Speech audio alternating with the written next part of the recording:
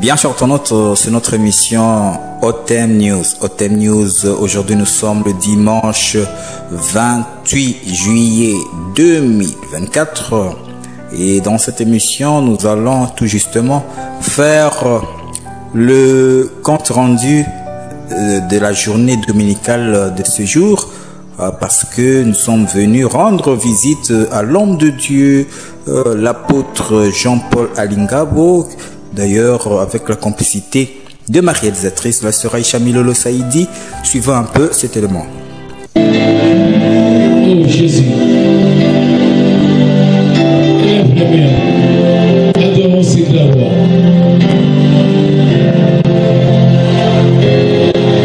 Yes, God, come on.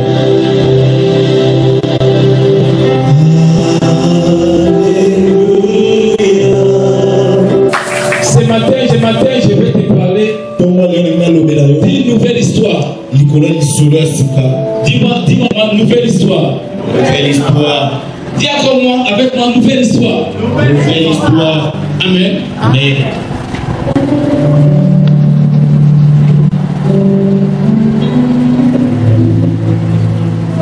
Nous venons de lire la parole de Dieu.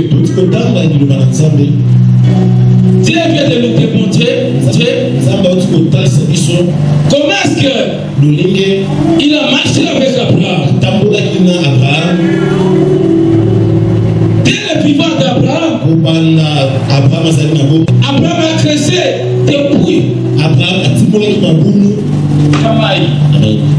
Oui, apôtre Jean-Paul, vraiment, nous avons vu la journée d'aujourd'hui, la gloire de Dieu, vraiment, au travers la parole qui a été prêchée, vraiment, ça a édifié les enfants de Dieu.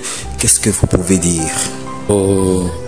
Merci d'abord, Tom, que je respecte bien, le pasteur Emmanuel Kassoussoula.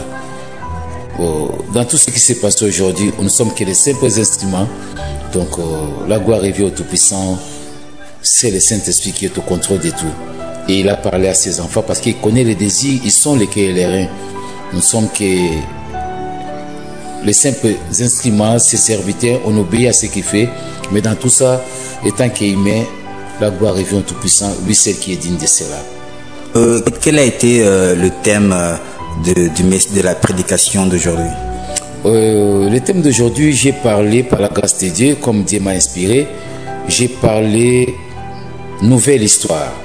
Nouvelle histoire, c'est-à-dire, Dieu m'a inspiré sur le livre de Genèse 26. Donc, j'ai parlé de Genèse 26, il s'agissait bien des trous. Donc, tous les puits qu'Abraham a creusés après sa mort, la parole dit, les Philistins sont venus combler ces trous-là par les poussières et des pierres. Donc, c'est ce que j'ai parlé. Alors, lorsqu'ils ont comblé tous les puits qu'Abraham avait creusés, lorsqu'Abraham est mort, les Philistins sont venus combler ces puits-là de la poussière ainsi que des pierres. Alors, il y avait plus l'eau qui sortait en Israël. Il y avait plus l'eau. Alors, la parole de Dieu, c'est-à-dire quoi? Vous savez, le monde dit, l'eau c'est la vie. Et dans la Bible, la vie était tout autour des puits. Les familles vivaient tout autour des puits. L'exemple en est que Jacob a raconté sa femme Rachel, c'était sur le puits. Et même Moïse a raconté Séphora, c'était sur le puits. Et puis l'autre, c'est qui a l'autre? Le Seigneur Jésus-Christ a parlé avec la femme samaritaine et le puits. Aujourd'hui, j'ai parlé dans le livre de Genèse 26. La Bible nous dit, lorsqu'Abraham était encore vivant, il a creusé des puits. Abraham a creusé des puits. Et dans ces puits-là, il y avait l'eau qui sortait. Mais lorsqu'Abraham est mort, les Philistins ont comblé tous ces trous-là par des pierres et des poussières. Donc il n'y a rien qui pourrait encore se produire. Or, les hommes disent, l'eau c'est la vie. Et à cette époque-là, la vie était toujours tout autour de l'eau parce que les gens devaient vivre tout autour de l'eau. L'exemple en est que le Seigneur Jésus-Christ a rencontré la femme samaritaine, c'était au puits, et puis c'était au puits, Moïse avait raconté sa femme Séphora, c'était au puits. Et puis, quoi encore là, Jacob a raconté sa femme Rachel, c'était au puits. Donc, les Philistins ont comblé ces puits-là par des poussières et par des pierres. Et l'eau ne sortait plus. Alors, c'est là qu'au problème, les gens devaient déménager pour aller ailleurs. Mais ce que j'aime, lorsque son fils Isaac est venu, il n'a pas recreusé d'autres puits. Parce que son père a creusé, mais à son tour, il doit recreuser. Isaac n'a pas recreusé d'autres puits. Il a recreusé les mêmes puits que son père a creusé. C'est que les Philistins, ils avaient comblé ça par des puits, par des pierres, s'il vous plaît. Alors, Isaac a recreusé le puits. Et la Bible dit, l'eau est ressortie. L'eau a rejailli encore dans ce puits-là. Dans la Révélation, je dis bien ceci. Nous sommes le puits.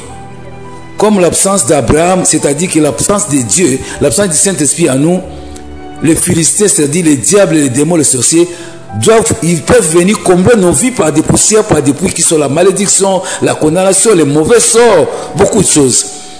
Mais lorsqu'Abraham est venu pour recreuser le puits, c'est-à-dire le Saint-Esprit est venu nous conscientiser, enlevons les poussières, la pierre, c'est-à-dire enlevons les mensonges, enlevons la colère, enlevons la haine, enlevons l'impudicité, enlevons la calomnie, enlevons tout ce qui n'est pas de Dieu dans nos vies, enlevons l'ivrognerie, enlevons la cupidité, le vol dans nos vies. Comme nous puissions enlever cela, c'est-à-dire on doit nettoyer nos puits pour que l'eau nouvelle, une nouvelle eau puisse rejaillir encore dans nos vies. Donc quand l'eau doit rejaillir à nous, la Bible dit, la vie a repris encore. Là, Isaac a recreusé le puits. C'est-à-dire, les voyages, les mariages, l'argent, les finances, la gloire, tout ce que nous cherchons. Lorsque l'eau doit rejaillir encore à nous, ça viendra d'elle-même. On ne cherchera pas cela. Tous les puits qu'Abraham a laissés. La parole de Dieu dit. La parole de Dieu dit. Les Philistins. ont comblé cela par de la poussière et des pierres. Parce que c'était l'absence d'Abraham. Regardez bien la Bible. Après Abraham, que les Philistins sont venus pour combler des pierres ainsi que les poussières sur le puits. Ce matin, j'ai une bonne nouvelle pour toi. Est-ce que je parle à une femme ce matin? Est-ce que je parle à un homme ce matin? Il est aussi ton Dieu.